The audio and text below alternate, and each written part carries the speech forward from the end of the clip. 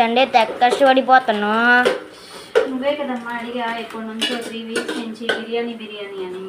మీకోసమే biryani video తీస్తున్నావా? Okay.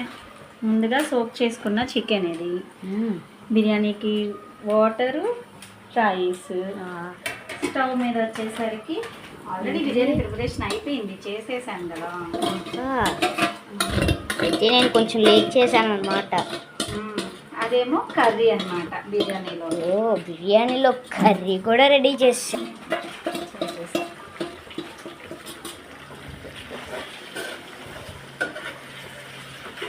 అయిపోయినాక taste ఎలా ఉందో కూడా చూసి పెట్టు.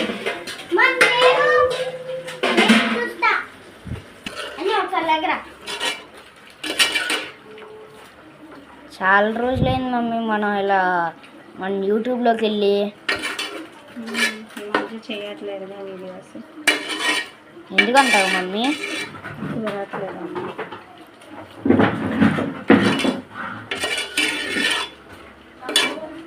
దీన్ని ఒక 5 to 10 minutes మీడియం ఫ్లేమ్లో ఉడకబెడదాం. ఓకే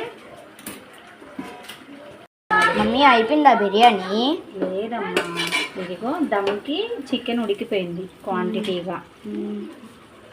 ఆ స్టవ్ మీద రైస్ వేసాను కదా, అది హాఫ్ బాయిల్ చేసుకున్నాం కదా, ఇప్పుడు అది వేస్తాను అనమాట. లేయర్ బై లేయర్ వేసుకున్నాం అనుకో ఉడుకుతుంది మంచిగా. సరేమా మరి ఇంకెంతసేపులో అయిపోద్ది మరి మన biryani? 10 to 15 minutes. 10 to 15 minutes wait చేయాలి మనం. లేదమ్మా, దమ్ చేస్తే అయిపోతుంది. ఇంకా కొంచెమే ఉందన్నమాట అయితే. రైస్ మొత్తం వేసేసాం మనం. వేసేసాం. దమ్ము చేయడానికి కూడా పెనం మనం అన్నీ రెడీ చేసుకున్నాం.